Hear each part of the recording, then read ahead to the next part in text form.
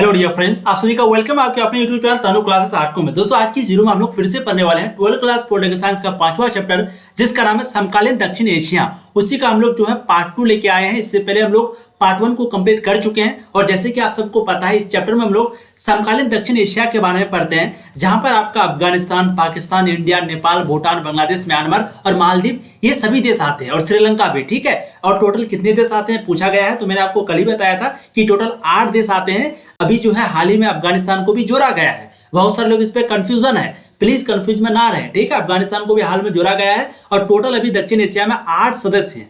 चीन को नहीं गिना गया, अभी भी चीन को यहाँ पर नहीं गिना गया है। तो हम लोग जो है कल भारत के बारे में तो पता ही है, भूटान के बारे में थोड़ा पढ़े थे, मालदीव के बारे में भी पढ़े थे, बांग्लादेश के बारे में पढ़े थे, पाकिस्तान के बारे में पढ़े थे।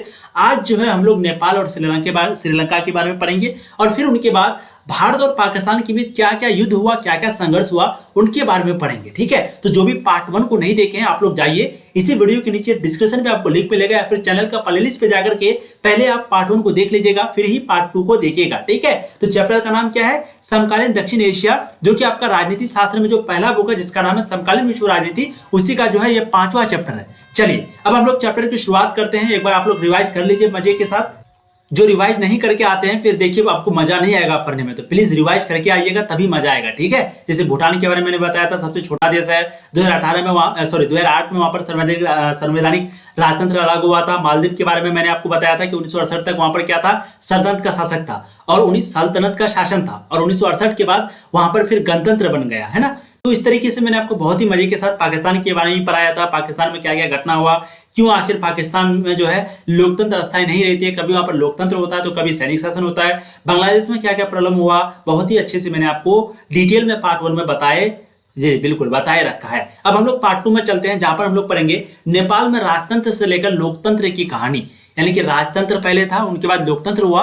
तो यहां से यहां तक का जो सफर है उन्हीं के बारे में हम लोग देखेंगे। चलिए पहला पॉइंट आप यहाँ पर देखिए, नेपाल अतीत में हिंदू राज्य था, जहां पर सैनिक की मदद से राजा ने अपना राजतंत्र आधुनिक काल में कई वर्षों तक कायम रखा था। तो पहला पॉइंट आपका बहुत ही इंपॉर्टेंट है। देखिए नेपाल पहले क्या था, हिंदू राज्य था, जहां पर सैनिक की मदद से राजा ने जो है अपना राजतंत्र आधुनिक काल में कई वर्षों तक कायम रखा था। लोगों की लोकतांत्रिक भावनाओं, आस्थाओं को समय समय पर कुचलते रहा, और वहां के जो राजा है वो लोगों की भावनाओं को, आस्थाओं को समय समय पर जो है वहां पर कुचलते रहा। 1990 में राजा को एक मजबूत लोकतंत्र समर्थन आंदोलन के सामने झुकना पड़ा तथा लोकतांत्रिक संविधान की मांग माननी पड़ी, है ना। और 1990 में जब वहां पर राजा को जब एक लोकतंत्र समर्थक जब आंदोलन में उतर गए, यानी कि लोकतंत्र को जो समर्थन करते थे जो लोग, वो आंदोलन करने लगे, फिर वहां के जो राजा थे उनको इनकी बात को माननी पड़ी और फिर उन्होंने जो है लोकतांत्रिक संविधान की मांग को माना और उन्होंने लागू भी किया। अब आगे देखिए, 1990 के दशक में नेपाली माओवादी नेपाल के कई हिस्सों पर कब्जा जमा लिया, जिस कारण राजा के सेना तथा माओवादी गुरिल्ला के बीच हिंसक लड़ाई हुई। और फिर 1990 में सबसे पहले वहां पर आंदोलन हो रहा था, तो राजा को झुकना पड़ा और उन्होंने जो है लोकतांत्रिक संविधान की जो मांग थी लोगों का, उनको माना। फिर क्या हुआ, 1990 के ही दशक में नेपाली माओवादी जो है वो नेपाल के कई हिस्सों पर कब्जा कर लिया। नेपाली माओवादी जो है वो जैसे आतंकवादी होता है ना, वैसे आप समझ लीजिए। ठीक है, तो नेपाल के जो माओवादी थे उन्होंने जो है कई जगहों पर कब्जा कर लिया। फिर वहां के जो राजा थे उनको जो है सेना तथा माओवादी गुरिल्ला के बीच हिंसक हो गया, यानी कि राजा के जो सेना थे और जो माओवादी गुरिल्ला थे उन दोनों के बीच बहुत ही बड़े हिंसक लड़ाई हुई, यानी कि बहुत ही ज्यादा खून खराबा वाला लड़ाई हुआ। ठीक है, फिर लोकतंत्र समर्थक माओवादी और राजा की सेना के मध्य त्रिकोणीय संघर्ष चला। लोकतंत्र समर्थक जो माओवादी थे और लोकतंत्र समर्थक यानी कि लोकतंत्र को जो भी समर्थन करते थे माओवादी हो गया, और राजा के जो भी सेना हो गया, वो क्या किया, मध्य त्रिकोणीय संघर्ष वहां पर चला। फिर 2002 के अप्रैल महीने में राजा ने संसद को भंग कर लोकतांत्रिक सरकार को गिरा डाला, है ना। और 2002 में वहां के जो अप्रैल महीने में ही जो है जो भी वहां राजा थे, तो उन्होंने जो है संसद को भंग कर दिया और लोकतांत्रिक सरकार को फिर से वो खत्म कर दिया। ठीक है, इसका विरोध जो है 7 दलों के गठबंधन 7 पार्टी अलायंस, 7 पार्टी यानी कि 7 दलों के गठबंधन को इंग्लिश में क्या बोलते हैं, 7 पार्टी अलायंस, माओवादी तथा सामाजिक कार्यकर्ताओं ने किया। ठीक है, और 2002 में जब वहां के राजा ने जो है संसद को भंग कर दिया और लोकतांत्रिक सरकार को खत्म कर दिया, तो फिर इनके विरोध में यानी कि राजा के विरोध में टोटल 7 पार्टी जो है मिल गई थी, अलायंस कर लिया था, गठबंधन कर लिया था, और साथ में माओवादी और सामाजिक कार्यकर्ताओं ने भी गठबंधन कर लिया था, यानी कि सब कोई एक तरफ हो गया था। फिर 2006 में लोकतंत्र के समर्थन में जबरदस्त आंदोलन किए तथा मजबूर होकर राजा ज्ञानेंद्र ने संसद को बहाल किया। और फिर 2002 में तो ये गिरा दिया, सारा चीज खत्म कर दिया संसद को। लेकिन फिर 2006 में जो है लोग बहुत ही जबरदस्त आंदोलन करने लगे और फिर वहां के जो राजा थे उनको मजबूरन वहां की बातों को, लोगों की बातों को मानना पड़ा और मजबूर होकर के राजा ज्ञानेंद्र जो है वो संसद को बहाल किया। संविधान सभा का गठन हुआ और नेपाल ने अपना संविधान लिखा। और 2006 में पूछा भी जाता है कि नेपाल में संविधान गठन कब हुआ था, तो 2006 में हुआ था। ठीक है, तो संविधान सभा का गठन हुआ और नेपाल में अपना संविधान लिखा। कुछ लोग कहते थे कि औपचारिक तौर पर राजा का पद कायम रखना जरूरी है ताकि नेपाल अपने अतीत से जुड़ा रहे। नेपाली राजनेता भारत को शक की नजर से देख रहे थे कि भारत का नेपाल के भविष्य में क्या योगदान होगा। ठीक है, यानी कुछ लोग ये कहता था कि जैसे राजा होता है ना, उनको रहने ही दो। क्यों रहने दो भाई? क्योंकि ऐसा परंपरा चलते आ रहा है। देखिए कितना गलत सोच है, यानी कि पहले राजा होता था तो ये वाला परंपरा चलने दो, चलो लोकतंत्र वगैरह लागू कर दो, कोई दिक्कत नहीं है, लेकिन ये राजा वाला परंपरा चलने दो। इससे क्या होगा? क्या होगा? कुछ नहीं होगा, बस जबरदस्ती का भटकाता था। ठीक है, आगे देखिए 2008 में नेपाल लोकतांत्रिक गणराज्य बना और 2015 में संविधान को अपनाया गया। तो ध्यान दीजिएगा, लोकतांत्रिक गणराज्य जो है वो कब बना था? लोकतांत्रिक गणराज्य कब बना था? बिल्कुल 2008 में। नेपाल लोकतांत्रिक गणराज्य 2008 में बना था और फिर उन्होंने जो है वहां पर, यानी कि नेपाल में 2015 में, हाल ही में देखिए 2015 में वहां पर नेपाल के लोगों ने, यानी कि नेपाल ने जो है संविधान को अपनाया है और अभी वर्तमान में नेपाल में लोकतंत्र स्थापित है। ठीक है, तो अगर वर्तमान की बात करें तो वहां पर अभी क्या है? लोकतंत्र है। तो आपको चीजें समझ में आ गई। राजतंत्र से लेकर के हम लोग लोकतंत्र की कहानी को अच्छे से पढ़ लिए, कैसे कैसे क्या क्या हुआ, कैसे कैसे क्या क्या हुआ हम लोग देख लिए। आपको 3-4 क्वेश्चन यहाँ पर पूछा जा सकता है। सबसे पहला कि वहां पर लोकतांत्रिक गणराज्य कब बना? तो 2008 में बना। संविधान को कब अपनाया गया? 2015 में। और अभी वर्तमान में वहां पर लोकतंत्र है। और 2006 में लोकतंत्र के समर्थन में आंदोलन हुआ और राजा को झुकना पड़ा और फिर वहां पर संविधान सभा का गठन हुआ। यानी कि प्रकार का संविधान सभा जो संविधान को बनाएगा तो उन्हीं के लिए एक सभा गठन हुआ और फिर वहां के लोगों ने, यानी कि वो जो सभा है, यानी कि जो मीटिंग हुआ था, तो फिर वहां से जो है नेपाल के लोगों ने अपना संविधान लिखा। ठीक है, अब आगे हम लोग देखते हैं माओवाद के बारे में। आपके बहुत ही इंपॉर्टेंट टॉपिक है, समझते हैं। माओवादी राजनीतिक रूप से सचेत, सक्रिय और योजनाबद्ध काम करने वाले दल के रूप में काम करते हैं। माओवादी जो है वो राजनीतिक रूप से सचेत, सक्रिय और योजनाबद्ध क्रम, यानी कि बिल्कुल प्लानिंग के साथ राजनीतिक तरीके से अपने काम को करते हैं और करने वाले दल के रूप में काम करते हैं। उनका राजनीतिक दलों में यह प्रमुख भेद है कि जहां मुख्य धारा के दल वर्तमान व्यवस्था के भीतर ही काम करना चाहते हैं, वहीं माओवादी समूचे तंत्र को हिंसक तरीके से उखाड़ के अपने विचारधारा के अनुरूप नई व्यवस्था को स्थापित करना चाहते हैं। वो माओ को इन 2 प्रसिद्ध सूत्रों पर काम करते हैं। यानी कहने का मतलब है जहां पर लोग जी, उनका राजनीतिक दलों में ये बहुत बड़ा मतलब भेद है। समझ गए?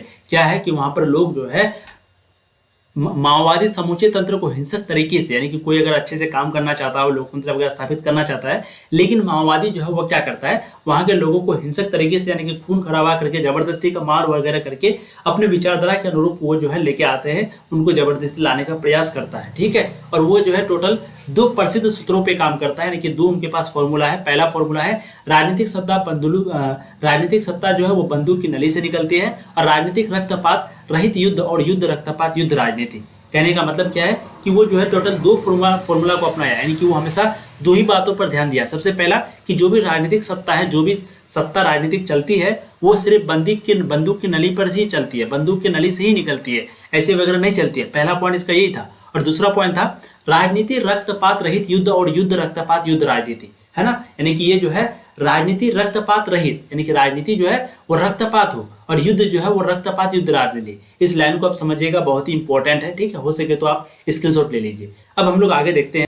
अच्छा, मैं ही यहाँ पर आपको थोड़ा सा समझा देता हूँ। देखिए, कहने का मतलब क्या है कि सबसे पहला पॉइंट उनका यही है कि राजनीतिक सत्ता जो है वो बंदूक के नली से चलती है, यानी कि जो भी राजनीतिक सत्ता वो किससे चलती है? बंदूक के नली से। ठीक है, दूसरा है कि राजनीति रक्तपात रहित युद्ध है, यानी कि अगर राजनीति को रक्तपात रहित करेंगे, रक्तपात से हटाएंगे, तो ये क्या है? एक युद्ध है। यानी कि अगर राजनीति में हम लोग कोई भी खून खराबा नहीं करेंगे, रहित का मतलब सहित मतलब उनके साथ, रहित मतलब उनके बिना, तो राजनीति अगर खून के बिना होगी तो वो क्या है? एक युद्ध है। और अगर युद्ध रक्तपात युक्त राजनीति और युद्ध में अगर मतलब खून हो तो वो फिर क्या हो जाएगा?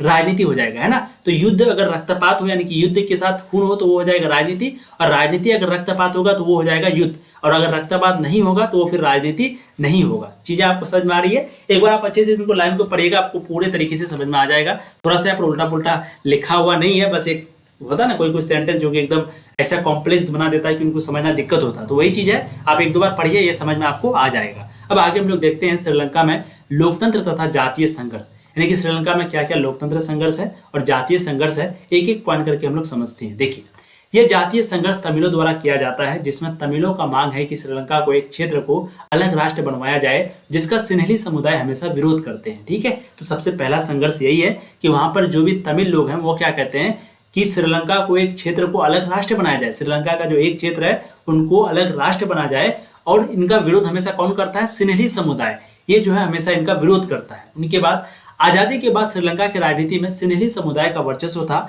यह सिन्हली समुदाय तमिल लोगों के खिलाफ था जो भारत छोड़कर श्रीलंका में जा बसा था। ठीक है, और आजादी के बाद जो है श्रीलंका की राजनीति में ये जो सिन्हली समुदाय है उनका बहुत ही ज्यादा वर्चस्व है, और वो भारत छोड़ करके, बिल्कुल सिन्हली समुदाय तमिल लोगों के खिलाफ था जो कि भारत छोड़ करके श्रीलंका में जाकर के बस गया। इतना खिलाफ था उनका खिलाफ, इनके खिलाफ, तमिल के खिलाफ। सिन्हली राष्ट्रवादी श्रीलंका को सिर्फ अपना देश मानता था और फिर तमिल के साथ बुरा बर्ताव करने लगा। और सिन्हली राष्ट्रवादी जो है वो श्रीलंका को क्या बनता था?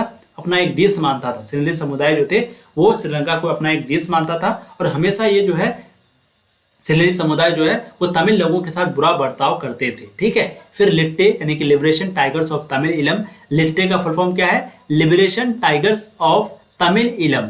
तो लिट्टे जो है 1983 के बाद उग्र तमिल संगठन श्रीलंकाई सेना के साथ सशस्त्र संघर्ष किया।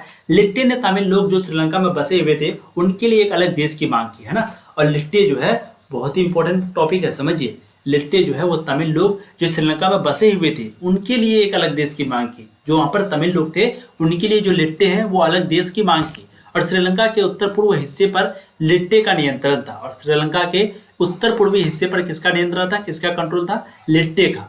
फिर 1987 में भारत सरकार ने श्रीलंकाई सरकार से समझौता की, भारत सरकार ने श्रीलंकाई सरकार के साथ समझौता की और तमिलों की रक्षा के लिए भारतीय सेना भेजी गई जो लिट्टे के साथ संघर्ष में फंस गई।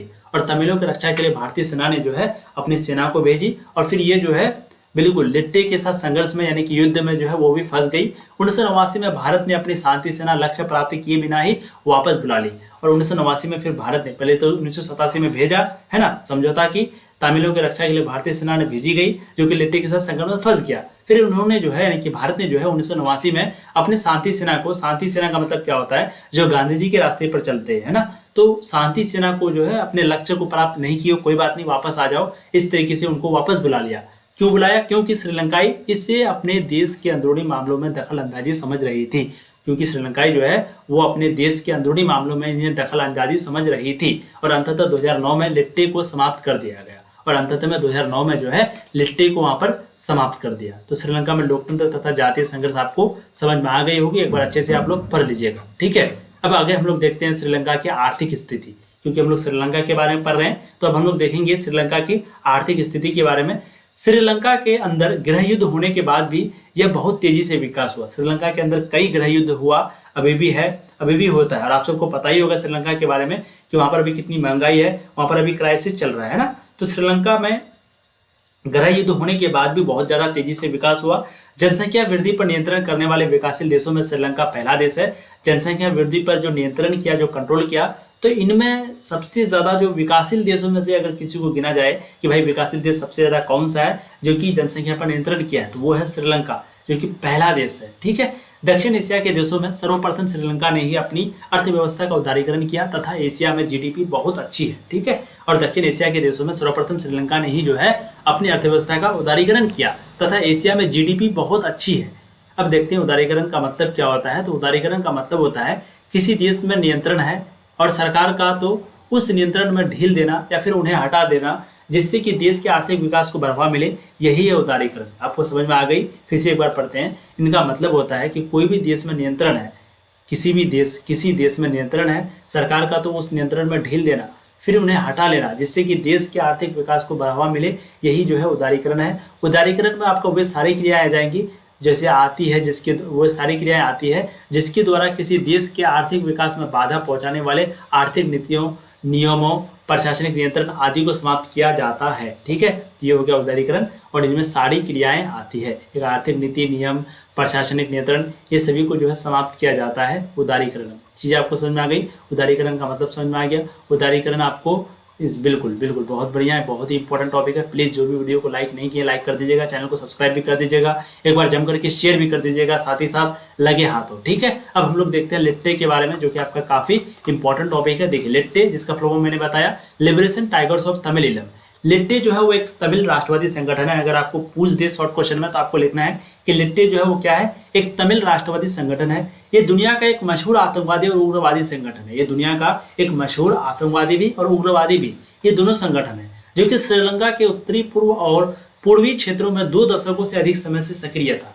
जो कि श्रीलंका के उत्तरी और उत्तर पूर्वी क्षेत्रों में 2 दशकों से अधिक समय से जो है ये सक्रिय था। मई 1976 में बेलुपिल्ली प्रभाकरन द्वारा इसकी स्थापना की गई। ठीक है, तो मई 1976 में बेलुपिल्ली प्रभाकरन के द्वारा जो है इसकी स्थापना की गई। लिट्टे का फुल फॉर्म यहाँ पर आपको चीजें सुनना है, liberation tigers of Tamil Eelam. शांति सेना गांधी जी के अनुयायी द्वारा बनाया गया एक संगठन है, जो कि अहिंसा मार्ग पर चलता है ना, यानी कि गांधी जी के रास्ते पर जो चलते हैं, जो भी अहिंसा के मार्ग पर चलते हैं, तो वो हो गया शांति सेना। ठीक है, अब आगे देखते हैं भारत और पाकिस्तान के बीच संघर्ष, जो कि आपका काफी इंपॉर्टेंट टॉपिक है। भारत और पाकिस्तान के बीच क्या क्या संघर्ष हुआ, इनको देखते हैं। लेकिन देखिए आप लोग कुछ बोलिए, जो बहुत सारे स्टूडेंट हैं जो कि भारत और पाकिस्तान के बीच काफी इंटरेस्ट रखता है। सच में मुझे भी वैसे भारत और पाकिस्तान के बीच पढ़ाने में हो, पढ़ने में हो, मजा ही आ जाता है ना। कोई भी संघर्ष हो, कुछ हो, मजा आ जाता है। मैच हो, क्रिकेट हो, है ना, कुछ भी हो, मतलब मजा आ गया। भारत और पाकिस्तान मतलब मजा, ऐसे वर्ड रखना चाहिए। ठीक है, चलिए तो हम लोग नेक्स्ट टॉपिक पर चलते हैं, जो कि भारत और पाकिस्तान के बीच संघर्ष, यानी कि क्या क्या युद्ध हुआ, कब कब हुआ, इनको समझते हैं। भारत जो है वो दक्षिण एशिया के केंद्र में स्थित है, जिस कारण ज्यादातर संघर्ष का जो जुड़ाव है वो भारत से है। तो एक बहुत ही इंपॉर्टेंट टॉपिक है। आप देखिएगा ज्यादातर जो भी संघर्ष हुआ है वो किससे हुआ है, तो वो भारत से हुआ, क्योंकि आप सबको पता होगा भारत जो है वो मिडिल में है। इधर पाकिस्तान, इधर अफगानिस्तान, इधर मालदीव, इधर आपका नेपाल, इधर भूटान, इधर श्रीलंका, है ना। तो इस तरीके से जो है यहाँ पर सारे देश वे स्थित है। ठीक है, इसीलिए ज्यादातर जो युद्ध है, जो भी संघर्ष है, वो किसके साथ है, भारत के साथ है। अब यहाँ पर हम लोग भारत और पाकिस्तान के बीच बोल रहे हैं, तो आप सबको पता ही होगा सबसे पहला है कश्मीर समस्या। पहला है कश्मीर समस्या। इस समस्या को लेकर के भारत और पाकिस्तान के बीच कई बार युद्ध हो चुके हैं। कई बार, देख रहे हैं बोलने का मतलब, देख रहे हैं भारत और पाकिस्तान के बीच कश्मीर को लेकर के कई बार युद्ध हो चुके हैं। एक 1947-48 में जब बंटवारा हो रहा, जब दोनों देश अलग हो रहा था उस वक्त में, और एक 1965 में। इन दोनों समय में जो है सिर्फ एक चीज को लेकर के, कश्मीर को लेकर के जो है युद्ध हुआ था। ठीक है, आजादी के तुरंत बाद भारत तथा पाकिस्तान कश्मीर को लेकर के लड़ पड़े। 1948 में युद्ध भी हुआ तथा कश्मीर के 2 हिस्से हो गए, है ना। कश्मीर का 2 हिस्सा हो गया था, आप सबको पता ही हो गया था, नहीं अभी भी है। ठीक है, तो आजादी के तुरंत बाद ही हुआ था, 1948 में युद्ध हुआ था, और कश्मीर का टोटल 2 हिस्सा हो गया। एक हिस्सा जो है वो पाकिस्तान में भी है, जिसको हम लोग बोलते हैं POK, यानी कि जो कश्मीर को पाकिस्तान कब्जा कर रखा है, जो भी वहां पर कब्जा कर रखा है उसको बोलते हैं POK। PO का मतलब क्या होता है, पाकिस्तान ऑक्युपाइड कश्मीर, यानी कि ऑक्युपाइड का मतलब कब्जा करना एक तरीके से। तो पाकिस्तान जिस जगह पर कब्जा कर लिया, जिस जगह को वो ले लिया है, उसी को बोलते हैं, पाकिस्तान उस जगह को ले लिया है उसी को बोलते हैं POK, यानी कि पाकिस्तान ऑक्युपाइड कश्मीर, जिसको शॉर्ट में क्या बोलते हैं, POK। तो पाकिस्तान जिस जगह को लिया है उसको क्या बोलेंगे, POK। क्या बोलेंगे, POK। ठीक है, दूसरा हिस्सा जो है भारत जम्मू कश्मीर प्रांत कहलाया। पहला हिस्सा को बोलेंगे POK और दूसरा हिस्सा को क्या बोलेंगे, जम्मू कश्मीर प्रांत। क्या बोलेंगे, जम्मू कश्मीर प्रांत। ठीक है, दोनों हिस्सों के बीच एक नियंत्रण रेखा है, जिसको हम लोग बोलते हैं LOC। LOC का मतलब होता है लाइन ऑफ कंट्रोल। क्या है, लाइन ऑफ कंट्रोल। तो दोनों हिस्सों के बीच, यानी कि एक पाकिस्तान जिसको कब्जा किया है और एक जो कि भारत के पास है, तो इन दोनों के बीच जो लाइन है, उन लाइन को ही हम लोग बोलते हैं LOC, जिसको लाइन ऑफ कंट्रोल कहते हैं फुल फॉर्म में। क्या बोलते हैं, लाइन ऑफ कंट्रोल। तो यहाँ पर आप स्क्रीनशॉट ले सकते हैं, आपके लिए इंपॉर्टेंट है, जानकारी के लिए भी और एग्जाम के लिए भी। अब नेक्स्ट टॉपिक है 1990 के दशक में भारत और पाकिस्तान के बीच हथियारों का होड़ मच गई तथा दोनों ने परमाणु हथियार बनाकर सफल परीक्षण भी कर डाला। ठीक है, 1990 के दशक में जो है भारत और पाकिस्तान के बीच हथियारों का बहुत ज्यादा होड़ मच गया था, जिससे कि दोनों देशों ने परमाणु हथियार बना करके सफल परीक्षण भी कर डाला। 1998 में भारत ने पोखरण परमाणु परीक्षण किया, तो ठीक कुछ दिन बाद ही जो है पाकिस्तान ने भी चगाई पहाड़ी पर परमाणु परीक्षण किया। ठीक है, तो ध्यान दीजिएगा 1998 में, आप सबको पता ही है,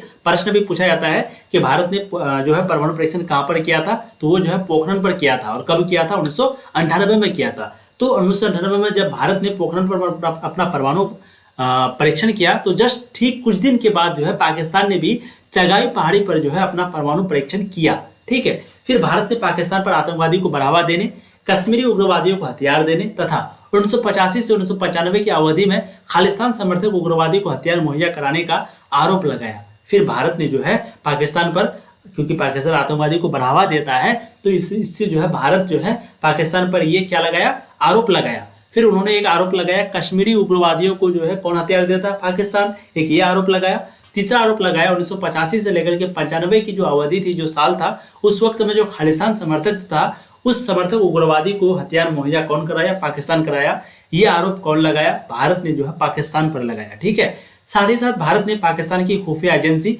जो कि ISI है पर बांग्लादेश तथा नेपाल में भारत विरोधी आंदोलन को बढ़ावा देने का आरोप लगाया। और ये तीनों आरोप के अलावा भी एक और आरोप लगाया जो कि किसके ऊपर था, पाकिस्तान की खुफिया एजेंसी पर, ISI पर, और बांग्लादेश तथा नेपाल में जो भी भारत विरोधी आंदोलन है उनको बढ़ावा देने का जो आरोप है वो भारत ने जो है पाकिस्तान पर लगाया कि ये जो आंदोलन का जो बढ़ावा है वो कौन देता है, पाकिस्तान देता है। ठीक है, आज भी देखें कि कोई भी आंदोलन होता है तो ज्यादातर शक किस पर जाता है, पाकिस्तान पर। ठीक, आगे देखिए, पाकिस्तान ने जवाब में भारत की खुफिया एजेंसी रॉ पर बलूचिस्तान तथा सिंध में समस्या खड़ा करने का आरोप लगाया।